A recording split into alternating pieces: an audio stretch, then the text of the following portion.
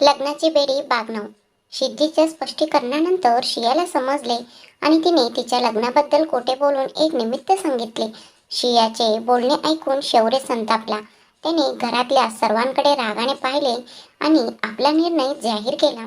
त्याच्या निर्णयावर सर्वांनी मान हलवले. त्यानंतर सर्वजण हळूहळू आपल्या खोल्यांमध्ये गेले. इथे शौर्याच्या खोलीत सिद्धी खोलीत आल्यावर तिने शौर्याला वॉशरूममध्ये जाताना पाहिले. सिद्धी देखील तिचे कपडे घेण्यासाठी कपाटाजवळ गेली. ती कपडे घेऊन ड्रेसिंग रूममध्ये कपडे बदलू लागली. तेवढ्या शौर्य वॉशरूममधून बाहेर आला. त्याने आजूबाजूला पाहिले. सिद्धीची उपस्थिती जाणवली, कारण त्याला माहीत होते की ती त्याच्या मागेच खोलीत आली होती. मग त्याला ड्रेसिंग रूममधून बांगड्यांचा आवाज ऐकू आला. ती कपडे बदलत आहे हे त्याला कळले. शौर्य बेडवर आला आणि त्याचा मोबाईल फोनवर काहीतरी पाहू लागला. थोड्या वेळाने सिद्धी खोलीत आली. तिने गुलाबी सिफॉन साडी घातली होती. ती खूपच सुंदर दिसत होती. सिद्धीने तिचे केस काले सोडले होते. सापासारखे तिचं कमरेवरून केस डुलत होते. शौर्य, जो सध्या त्याचा मोबाईल फोनकडे पाहत होता, त्याला पैंजणचा आवाज ऐकू आला. त्याचे लक्ष त्याच्या मोबाईलवरून सिद्धीकडे गेले. सिद्धीला पाहताच तो एकटाक पाहत राहिला. सिद्धी तिची साडी व्यवस्थित करत होती. तिचा हात तिच्या कपाळावर होता. तिने शौर्यकडे लक्ष दिले नाही आणि ती फर्स्ट एड बॉक्स शोधू लागली. पटकन तिला फर्स्ट एड बॉक्स सापडला. तिने तो घेतला. ड्रेसिंग टेबल समोर बसली. तिने साडी बदलायला गेली होती तेव्हा चुकून तिच्या हातातल्या बांगड्या तिच्या डोक्याला लागले होते. आधी तिच्या डोक्याला पायऱ्यांवरून पडून जखम झाली होती. त्या जखमांमधून थोडं रक्तस्राव होत होता. इथे शौर्यला इतर कशाचीही जाणीव नव्हती. तो फक्त सिद्धीकडे पाहत होता. तेवढ्यात त्याच्या हातातला फोन व्हायब्रेट झाला. त्याचा फोनच्या व्हायब्रेटमुळे त्याचे लक्ष विचलित झाले. त्याने एक दीर्घ श्वास घेतला आणि ड्रेसिंग टेबलावर बसलेल्या सिद्धीकडे पाहिले आणि तो तिच्यावरून नजर हटवू शकला नाही. तेवढ्यात त्याला सिद्धी ड्रेसिंग पट्टी बदलताना व्यस्त दिसली, पण ती करू शकली नाही, कारण तिला खूप वेदना होत होत्या. तिने वारंवार कपाळावर हात ठेवला आणि पट्टी काढण्याचा प्रयत्न केला, पण वेदना तिचा हात मागे खेचत राहिल्या. शौर्यने तिला असे करताना पाहिले तेव्हा तो तिच्याकडे गेला. सिद्धीने तिच्या हाताला स्पर्श केला होता तेव्हा शौर्य आला आणि तिचा हात धरला. सिद्धीने तिचा हात धरलेला पाहिल्याबरोबर तिने वर पाहिले आणि शौर्यला पाहून ती घाबरून तिच्या सीटवरून उठली आणि माफी मागितली. मला माफ करा, तुम्ही इथे आहात हे मला लक्षात आले नाही. मी लगेच फर्स्ट एड बॉक्स घेऊन बाल्कनीत जाते. प्लीज तुम्ही आराम करा, असे म्हणत तिने बॉक्स घेतला आणि बाल्कनीकडे जाऊ लागले. तेवढ्या शौर्य तिचा हात धरून तिला बेडवर घेऊन गेला आणि हात धरल्यावर सिद्धीने त्याच्याकडे भीतीने पाहिले आणि म्हणाले, प्लीज मला माफ करा, मी जाते बाहेर. प्लीज मला माफ करा. मला तुम्ही इथे आहात हे मला माहीत नव्हते. मी तुम्हाला पुन्हा डिस्टर्ब करणार नाही. शौर्यने पाहिले की सिद्धी त्याच्या जवळ येण्यास घाबरत होती. त्याचवेळी शौर्य सिद्धीचा सौंदर्याने खात्री पटवत होता. त्या क्षणी सिद्धीला त्याचा जवळीकपणा खूप चांगले वाटले. तिने घातलेला पातळ सिफॉन साडीतून तिचे गोरे पोट आणि पाठ सर्व दिसत होते. शौर्य तिचे हात हातात धरून इतके शांत वाटत होता की तो ह्या क्षणी काय विचार करत होता ते बोलूही शकत नव्हता. त्याने सिद्धीला जवळ आणले आणि तिला बेडवर बसवले आणि त्याचे किंचित खडक आणि आज्ञा देणाऱ्या आवाजात तो म्हणाला, तू माझ्यासोबत थोडा वेळ बसशील का? मी तुला काही तरी बोललो का? तर प्लीज थोडा वेळ तोंड बंद कर.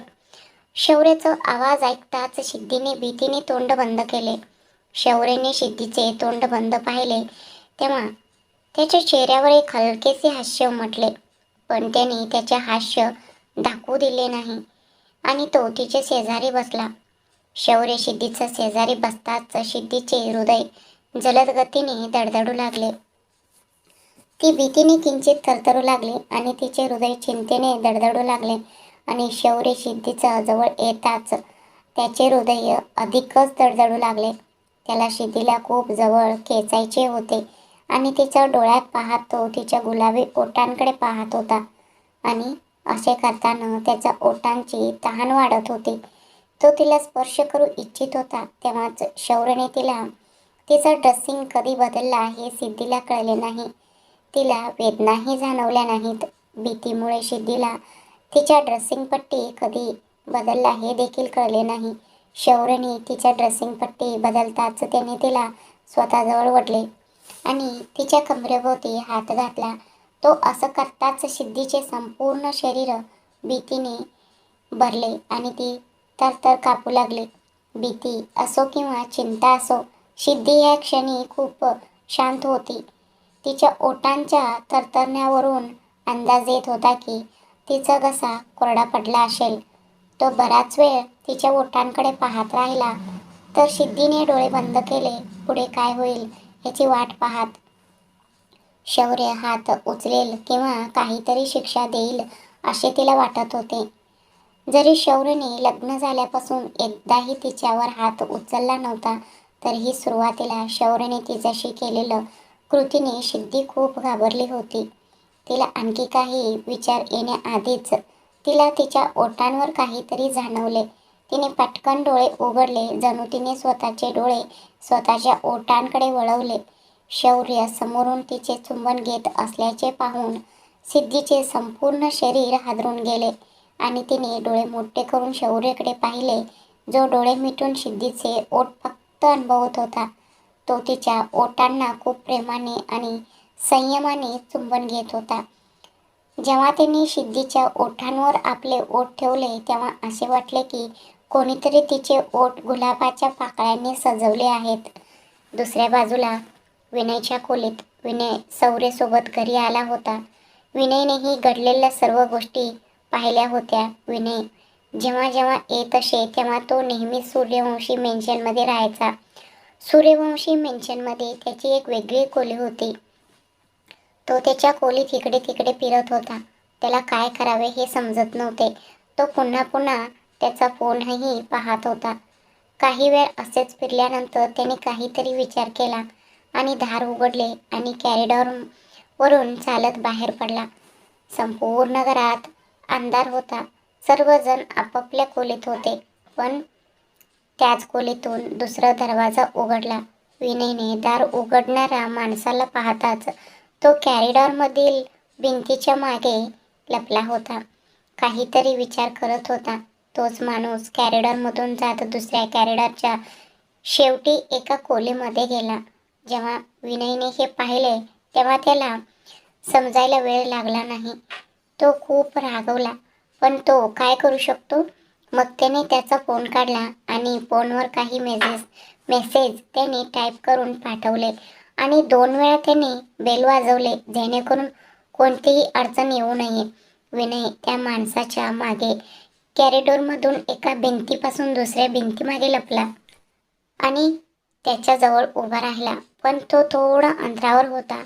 तो भिंतीजवळ उभा होता, दाराकडे पाहत होता. तेवढ्यात विनयच्या मनात काहीतरी आले आणि त्याने त्याच्या शेजारी असलेला फ्लावर वास टाकला. वास पडताच दाराशी उभा असलेला माणूस घाबरला आणि पटकन भिंतीचा मागे लपला. मग विनयने दुसरा SMS लिहिला आणि पटकन पाठवला. दुसरीकडे शौर्यच्या खोलीत शौर्य सिद्धीचे चुंबन घेत होता. जणू काही सिद्धीच्या जवळीकपणाने त्याला शांती मिळाली आहे. दरम्यान सिद्धीची प्रकृती बिघडत होती, कारण तिला श्वास घेण्यास त्रास होत होता. सिद्धीने तिचा हात त्याच्या छातीवर ठेवला आणि त्याला मारायला सुरुवात केली. तेवढ्यात शौर्य शुद्धीवर आला आणि त्याला सिद्धीला श्वास घेण्यास त्रास होत असल्याचे लक्षात आले. तो हळूच तिच्या ओठांपासून वेगळा झाला आणि तिच्याकडे पाहत होता, जी खोल श्वास घेत होती आणि त्याच्याकडे पाहत होती. ती फक्त तिचा श्वास कंट्रोल करत होती. शौर्यने पुन्हा एकदा तिच्याकडे पाहिले आणि त्याचे ओठ तिच्या मानेवर ठेवले. त्याच्या अशा वागण्यामुळे सिद्धी पूर्णपणे शांत झाली होती. आज शौर्याला अचानक काय झाले हे तिला समजत नव्हते. शौर्य आज असे का वागत होता? तर सिद्धी स्वतः शौर्यासोबत तिथे आयुष्य पुढे नेण्याचा प्रयत्न करू इच्छित होती, पण तिला काही समजत नव्हते तिने काय करावे. पण आज शौर्य अचानक बदलल्यामुळे ती पूर्णपणे काळजीत पडली होती. शौर्याने आज ठरवले होते की काही झाले तरी त्याने सिद्धीला पूर्णपणे आपली बनवायचा निर्णय घेतला होता. शौर्य सिद्धीचा ब्लाऊज खांद्यावरून सरकवणारच होता. तेवढ्यात अचानक त्याचा फोनवर एक नोटिफिकेशन आले. त्याचे हात पुढे जाणे थांबले आणि त्याने सिद्धीच्या मानेवरून आपला चेहरा बाजूला घेतला. सिद्धीचा श्वास थांबायचं नाव घेत नव्हता. शौर्य तिच्यापासून दूर गेला आणि तिच्याकडे पाहू लागला. सिद्धीही त्याच्याकडे पाहू लागली. तेवढ्यात शौर्य तिच्या डोळ्यात डोळे ठेवून पाहत तिला घट्ट मिठी मारली, जेणेकरून दोघांचे छाती एकमेकांना स्पर्श करत होत्या. तू माझी आहेस, आता तुला माझ्यापासून कोणीही वेगळे करू शकत नाही. आणि हो, मी जे केले ते नकळत केले नाही, अजिबात नाही. जे काही झाले ते मी जाणून बुजून केले. मी पुढे चालू ठेवले असते, पण एक फोन नोटिफिकेशनने मला त्रास दिला, म्हणून मी आता तुला सोडत आहे. मी पुढे जाणार नाही असे समजू नको. मी नक्कीच पुढे जाईन, कारण मला आमचे नाते पुढे न्यायचे आहे. मी मान्य करतो की आमच्या नात्यात प्रेम नाही, पण हळूहळू जेव्हा आम्ही एकमेकांना समजून घेतो तेव्हा प्रेम फुलेल. जोपर्यंत आम्ही जवळ येत नाही तोपर्यंत आम्हाला कसे कळेल? म्हणून स्वतःला जास्त ताण देऊ नको. फक्त मी जे सांगतो ते कर. शौर्याचे शब्द ऐकून सिद्धीचे मन पूर्णपणे विचारात पडले. तिला काय करावे हे कळत नव्हते. ती गोंधळली होती. ती फक्त शौर्याकडे पाहत होती. तोच शौर्य त्याच्या मोठ्या डोळ्यांनी सिद्धीकडे पाहत होता. त्याने जे केले ते लक्षात आल्यानंतर त्याच्या चेहऱ्यावर एक हलकेसे हास्य उमटले.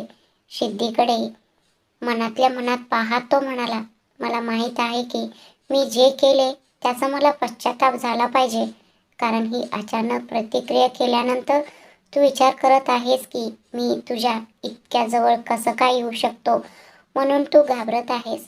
मला हे देखील माहीत आहे की तू आता खूप घाबरली आहेस, पण मला आमचे नाते अशा प्रकारे सुरू करायचे आहे आणि मी आज खरोखरच तुझ्या ओठांना स्पर्श केला आहे. मला इतके बरं वाटत आहे की मला वाटते की तुझ्या ओठांवरून माझे ओठ कधीही काढू नये, पण त्या भयानक फोनमुळे मला तुझ्यापासून वेगळे व्हावे लागले. पण काळजी करू नकोस. आणि हो, मी तुला सोफ्यावर झोपू देणारही नाही, लक्षात ठेव. तू भीतीने सोफ्यावर नक्कीच झोपशील.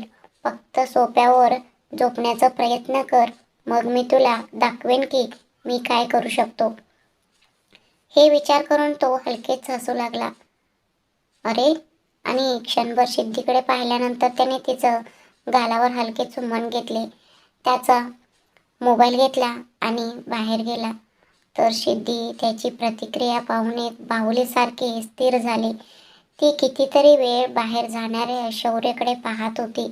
जोपर्यंत शौर्य तिच्या नजरेतून गायब होत नाही तोपर्यंत पाहत होती.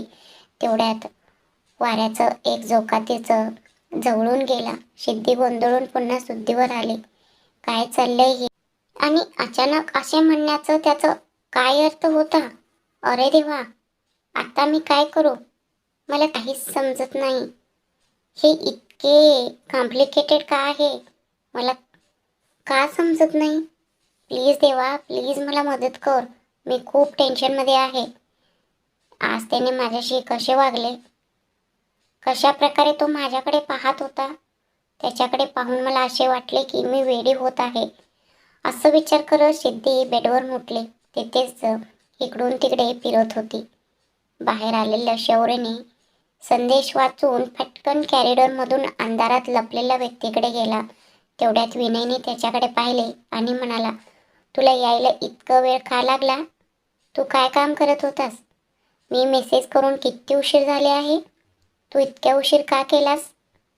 उशीर झाल्याबद्दल ऐकून शौर्य आधी घडलेल्या सर्व गोष्टी आठवून त्याच्या चेहऱ्यावर हास्य आले, पण त्याने पटकन आपले हास्य लपवले आणि विनयकडे पाहत म्हणाला, आधी तू मला सांग की तू इथे काय करत आहेस.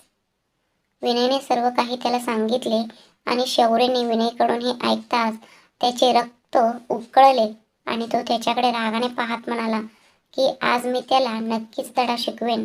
जेव्हा शौर्यने विनयचे बोलणे ऐकले तेव्हा त्याचा राग गगनाला भिडला आणि तो विनयकडे पाहून म्हणाला, आज मी त्याला खरोखरच धडा शिकवेन. असे म्हणून त्याने तोंडावर मास्क लावला आणि अंधारात गायब झाला.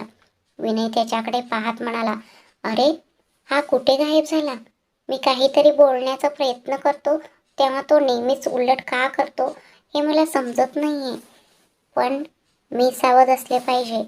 जेव्हा फुलदाणीचा आवाज ऐकला तेव्हा त्याने आजूबाजूला पाहिले. त्याला कोणाचेही आवाज ऐकू आला नाही.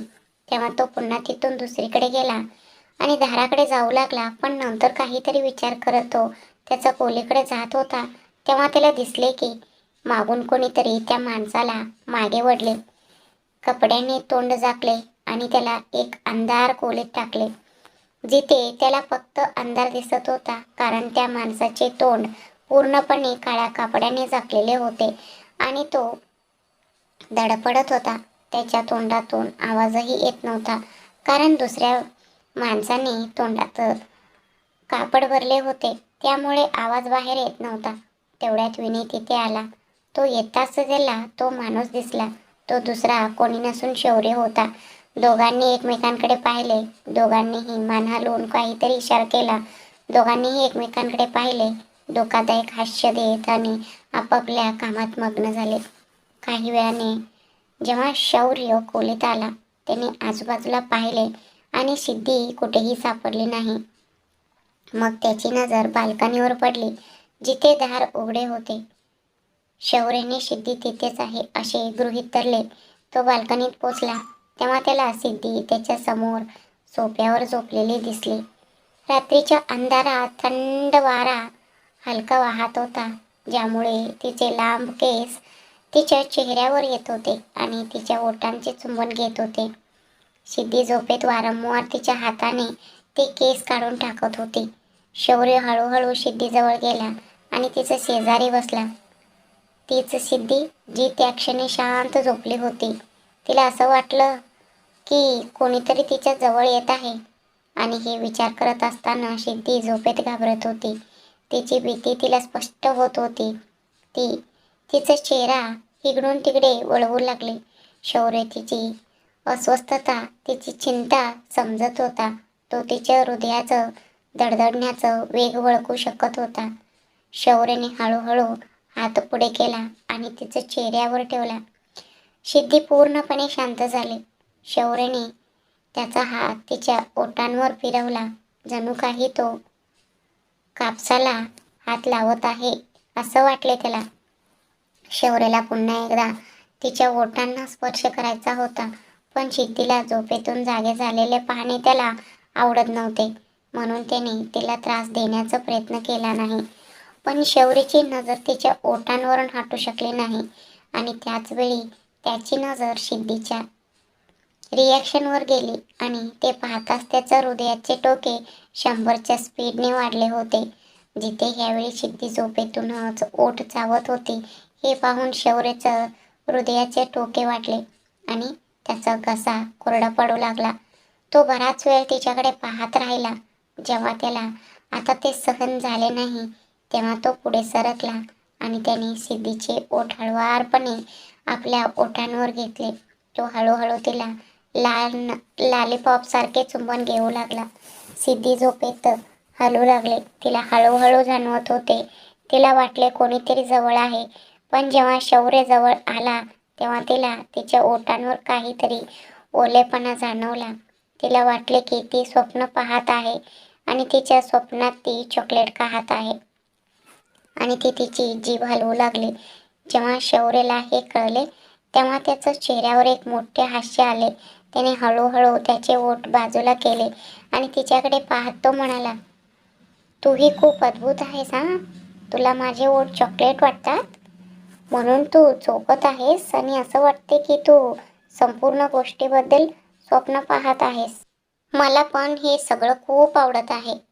पण मी तुला किती वेळा इथे पडू देणार? चल, बेडवर करू सगळ्या गोष्टी, जेणेकरून मी तुझं ओठ व्यवस्थित चोखू शकेन आणि तुझ्या त्या ओठांशी खेळू शकेन, जेणेकरून मी तुझ्या ओठांची रसपान करू शकेन.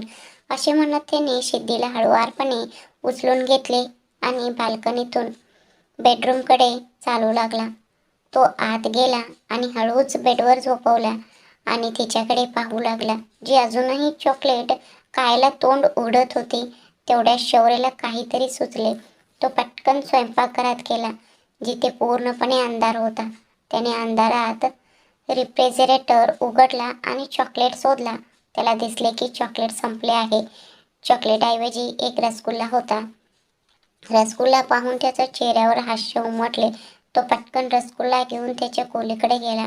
जेव्हा तो रसगुल्ला घेऊन बेडरूममध्ये आला, तेव्हा त्याला दिसले की सिद्धी अजूनही त्याच स्थितीत झोपली होती आणि ती त्याच प्रकारे प्रतिक्रिया देत होती. हे पाहून शौर्यच्या चेहऱ्यावर एक मोठे हास्य उमटले. त्याने रसगुल्ला बाजूच्या टेबलावर ठेवला आणि तिच्याकडे पाहू लागला. थोड्या शौर्याने रसगुल्ला तोंडात ठेवला. तो तिच्या शेजारी जाऊन झोपला. जेव्हा शौर्य तिच्या शेजारी झोपला, तेव्हा सिद्धीने त्याच्याकडे वळून तिचे डोके त्याच्या खांद्यावर ठेवले आणि शौर्याचा उघड्या बनीनला तिच्या ओठाने स्पर्श केला. आणि हे घडताच शौर्याचं संपूर्ण शरीरात एक करंट पास झाला आणि त्याचे डोळे लगेच बंद झाले. त्याला सिद्धीचे ओठ नाजूकपणे जाणवत होते.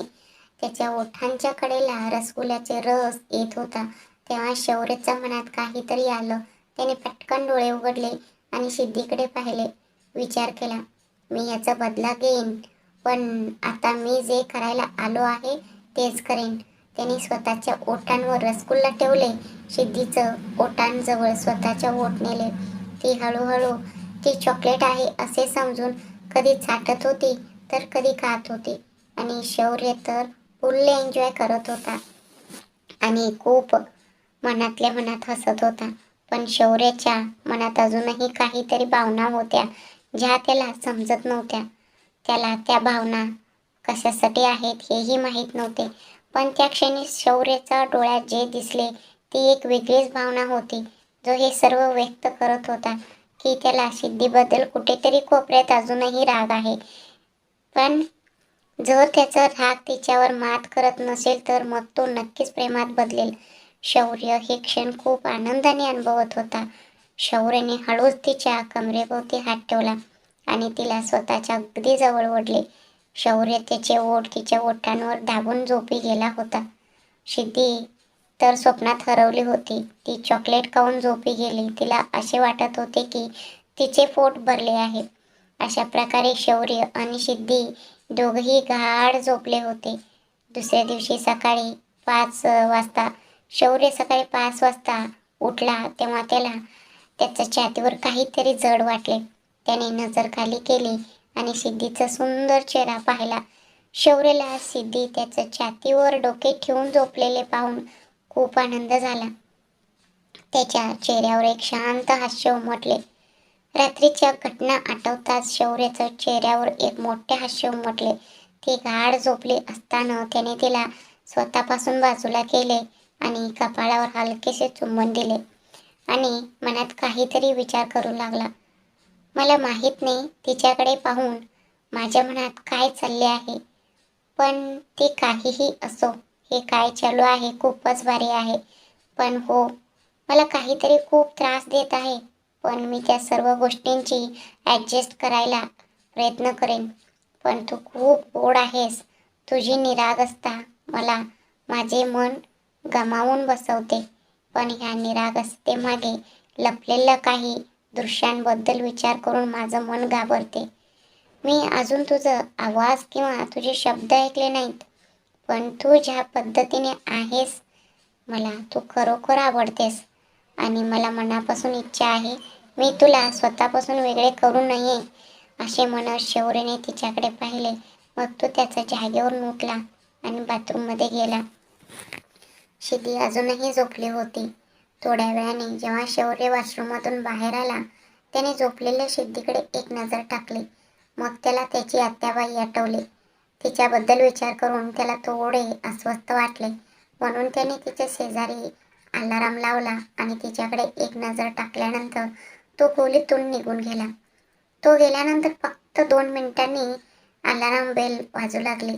अलाराम बेल वाजताच सिद्धी तिच्या बेडवर एका बाजूला वळू लागली. तेव्हा अचानक तिला काहीतरी आठवले आणि ती उठून बसली. तेव्हा ती आजूबाजूला पाहू लागली. तेवढ्यात तिला अलाराम वाजल्याचा आवाज आला. तिने बाजूच्या टेबलाकडे पाहिले. अलाराम उचलून बंद करत आता तिला शौर्य आठवला. तिचे डोळे विस्फारले आणि तिने आश्चर्याने स्वतःकडे, बेडकडे आणि बाल्कनीकडे पाहिले. आता ती विचार करत होती की ती बेडवर कशी पोचली. जेव्हा तिच्या मनात दुसरा विचार आला तेव्हा तिच्या संपूर्ण शरीरात थरकाप उडाला आणि ती डोळे घट्ट मिटून घेत होती. अरे देवा, काय चाललंय?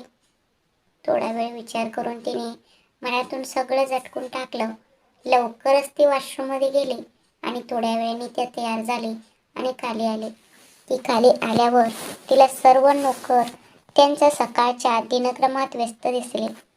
ती थेट देवघरात गेली आणि ते स्वच्छ करू लागले. थोड्या वेळाने जेव्हा नेहा तिच्या खोलीतून बाहेर पडली आणि देवघरात गेली, समोरचे दृश्य पाहून तिच्या चेहऱ्यावर हास्य उमटले आणि सिद्धी वात घालत होती. तेवढ्यात नेहाने मागून हाक मारली. अरे वा, गुड मॉर्निंग. सिद्धीने आवाज ऐकला. ती मागे वळून पाहत होती. नेहाला पाहून सिद्धीच्या चेहऱ्यावर हास्य आले. माफ करा आंटी, म्हणजे छोटी आई. मी ते. मग नेहा पटकन तिच्याकडे आली आणि म्हणाली, आता मी तप असं करण्याची गरज नाही. खरं सांगायचं तर आज मला खूप बरं वाटत आहे. कारण मी तर रोज एकटी प्रार्थना करते, पण आज तुला पाहून मला खूप बरं वाटलं. निदान मी एकटी प्रार्थना करणार नाही, माझ्या सोबतीला तू पण आहेस. पण तू आलीस याचा मला खूप आनंद झाला. बाय द वे, आज तू इतक्या लवकर कशी उठलीस? छोटी आई, ते काय आहे ना, अलाराम वाजत होते म्हणूनच मी उठले. तर आज अलाराम वाजलं म्हणून तू उठलीस? सिद्धीने हो म्हणून मान हलवली.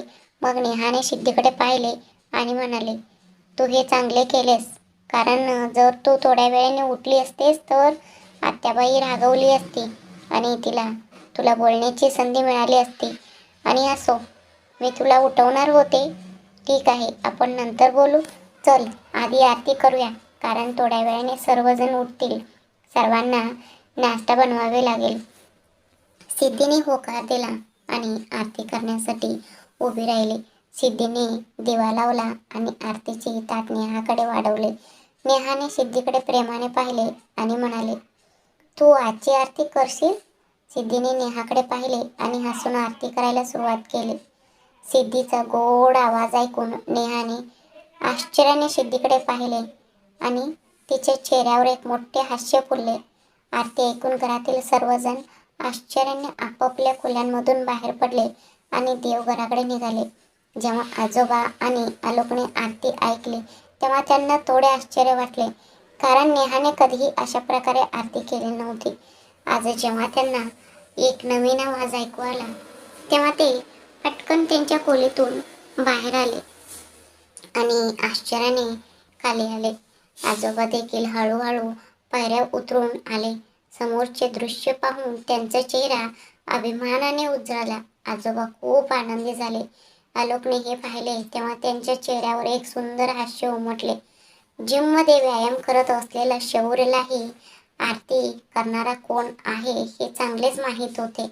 हा आवाज ऐकून शौर्य खूप आनंदी झाला आणि त्याच्या चेहऱ्यावर एक हास्य आले, पण त्याने ते लपवले.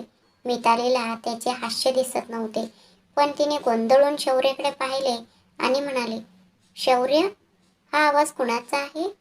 मी ह्या घरात तो आवाज ह्यापूर्वी कधीच ऐकला नाही. आंटी खूप सुंदर गातात. शौर्य, चल जाऊन बघूया. पण शौर्यने स्पष्ट नकार देत म्हणाला, नाही, मी जाणार नाही. तुला जायचे असेल तर तू जा. मला माझा व्यायाम संपवून ऑफिसला जायचे आहे. मला उशीर होत आहे आणि माझ्याकडे ह्या सगळ्या फालतूगिरीवर वेळ नाही. शौर्य मितालीला टाळण्यासाठी हे सर्व बोलत होता, पण खरं सांगायचे तर त्याला सिद्धीचं शेजारी जाऊन उभे राहावेसे वाटत होते, तिची गोड गाणी ऐकत. पण त्याला आता ते करायचे नव्हते. सिद्धीचे मधुर संगीत ऐकून सर्वजण आपापल्या खोलीतून बाहेर पडले होते. सिद्धीला पाहून काहींचे चेहऱ्यावर मोठे हास्य होते. ते अभिमानाने स्वतःला खूप भाग्यवान समजत होते. काहींच्या चेहऱ्यावर रागही होता आणि ते दोघे दुसरे तिसरे कोणी नसून राजेश्वरी आणि अलका होते. सिद्धी तर आरती करण्यात मग्न होती. मिताली अजून तिथे आली नव्हती. प्रदीपही देवघराजवळ येऊन उभा राहिला होता. आरती करणाऱ्या सिद्धीकडे विचित्र नजरेने एकटाक पाहत होता. दरम्यान सिद्धीने आरती संपवली आणि मागे वळून पाहिले. समोर इतके लोक उभे असलेले पाहून सिद्धी घाबरली आणि पडणारच होती. तेवढ्यात नेहाने तिला धरले आणि विचारले, काय झाले? तू इतकी घाबरलीस का? तेवढ्यात अलोक पुढे आले आणि म्हणाले, आज खरोखर मजा आली. आजचा दिवस खूप छान गेला. तुझा गोड मधुर आवाज ऐकून माझं मन आनंदाने भरून गेलं. पण बाळा, मला माहीत नव्हतं की तू एवढं छान गातेस.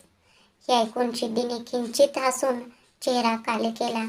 आजोबा लगेच म्हणाले, आता मला असं वाटतंय की मी तुला माझ्या नातवासाठी निवडून चूक केली नाहीये. काही वेळाने सिद्धी नेहासोबत स्वयंपाकघरात नाश्ता बनवत होती. हळूहळू सगळे डायनिंग टेबलवर जमू लागले. अलका स्वयंपाकघरात आली आणि नेहाची नजर तिच्यावर पडली. नेहाने आश्चर्याने अलकाकडे पाहिले. दीदी, तुला काय हवे आहे? का नेहा, काही हवे असेल तरच मी इथे येऊ शकतो का? मी तू आजारी असलेला ऐकले म्हणून मी विचार केला की मी जाऊन तुला मदत करू. अगं नाही नाही दीदी, असं काही नाही आहे. काल मला थोडं डोकं दुखत होतं म्हणून मी आता अगदी ठीक आहे. तेवढ्या सिद्धी म्हणाले, काळजी करू नका, तुम्ही जा आणि बाहेर बसा. मी तुमच्यासाठी नाश्ता आणि जेवण घेऊन येते. नाश्ता तयार आहे, बस 1 मिनिट लागेल. मी आज गाजराचा हलवा बनवला आहे, मग मी घेऊन येईन. अलका टोमणे मारत म्हणाले, बर. मला वाटलं तुला लिहिता वाचता येत नाही म्हटल्यावर काहीच येत नसेल, पण कमीत कमी तुला स्वयंपाक करता तरी येतो हे जाणून बरं वाटलं. अलकाच्या हातात एक बॉक्स होता. तिने सिद्धीकडे पाहिले आणि म्हणाले, तुझ्यासाठी गिफ्ट आणला. काल सगळ्यांनी तुला काही नाही काहीतरी गिफ्ट दिलं पण मी नाही दिलं म्हणून तर मी काल बाजारातून ते आणले होते. मी विचार केला होता की मी ते तुला संध्याकाळी देईन, पण संध्याकाळी माझ्याकडे वेळ नव्हता. अगोदरच घरी दररोज नवीन नाटके घडत असतात. जेव्हा तिने असं म्हणाले तेव्हा नेहाला हे समजायला वेळ लागला नाही की ती तिलाच म्हणाली आहे. ठीक आहे, ऐक, हे घे तुझे गिफ्ट. सिद्धीने तिच्याकडे कधी तिच्या गिफ्टकडे पाहू लागली तेव्हा नेहाने हळुवारपणे तिचा हात दाबला आणि सिद्धी पुढे झाली आणि तिच्या हातातून गिफ्ट घेऊन आणि अलकाच्या पाया पडले. मग अलका म्हणाले, बस बस, आनंदी राहा आनंदी राहा असे म्हणत मग ती मागे सरकली. सिद्धीचा स्पर्श तिला आवडले नाही असे वाटत होते. थोड्या वेळाने डायनिंग टेबलावर सर्वजण नाश्ता करायला बसले. सिद्धी सर्वांना नाश्ता देत होती. तेवढ्यात आजोबा म्हणाले, तू पण बस. सिद्धीने हे ऐकताच तिने नेहाकडे पाहिले. मग तिची नजर अलकावर पडली. अलका तिच्याकडे पाहत होती. तिने डोळे मोठे केले आणि सिद्धीकडे रागाने पाहिले. तेवढ्यात नेहा म्हणाली, अरे शौर्य, आज तुझ्या बायकोने मामंजीसाठी शुगर फ्री हलवा बनवला आहे. खरं तर तो सर्वांसाठी शुगर फ्री आहे. तुम्ही सर्वांनी हलवा टेस्ट करून पहा आणि मग मला सांगा कसं झालं आहे. कारण मी असा हलवा पहिल्यांदाच पाहिला आहे आणि त्याची चव खूप छान आहे. तुम्ही सर्वांनी तो आधी टेस्ट करून पहा आणि नंतर मला सांगा की त्याची चव कशी आहे. तेवढ्यात पायऱ्यावरून तरतरणारा आवाज आला आणि विक्रम हळूहळू चालत सर्वांकडे आला. त्याच्या चेहऱ्यावर काळे डाग दिसत होते. त्याचे ओठ कापलेले होते. त्याच्या हातावर पट्टी बांधलेली होती. जणू काही तो तुटला असेल. त्याचे पायही लटपटत होते. त्याच्या डोळ्याभोवती रक्त साकळलेले होते. विक्रमला असे सर्वांनी पाहिले तेव्हा प्रदीप धावत विक्रमकडे गेला आणि म्हणाला, अरे काय झालं? तू काल तरी ठीक होतास की अचानक काय झाले? काही नाही बाबा, तो फक्त एक छोटासा अपघात होता. रात्री मला एक इमिडिएटली फोन आला होता म्हणून मला जावे लागले आणि तिथून येताना माझं अपघात झाला. तेवढ्यात नरेंद्रने विक्रमकडे पाहिले आणि म्हणाले, बाय द वे विक्रम, मला वाटत नाही की हे अपघाताची खुणा आहे. असं वाटतंय की कोणीतरी तुला खूप मारलंय. तेवढ्यात आलोक म्हणाले, हो नरेंद्र, तुम्ही अगदी बरोबर विचार करत आहात. विक्रम, तुला कोणी मारलं का? असं काही झालं असेल तर मला सांग, मी पाहतो त्यांना. मग विक्रम पटकन म्हणाला, नाही नाही अंकल, असं नाही आहे, मला कोणी मारले नाही. मी ऑफिसला जाऊन येत असताना वाटेत एक बाईक सवारांनी माझी टक्कर झाली म्हणूनच मी जखमी झालो, पण बाकी सगळं ठीक आहे. नाहीतर एक मोठा अपघात झाला असता. शियाने मनात विचार केला, जर तू मेला असता तर बरं झालं असतं. बाकीचे सगळे तोंडावर हात ठेवून हसत होते. विक्रम सगळ्यांना पाहत होता. सगळ्यांचं चेहऱ्यावर मंद हास्य होते.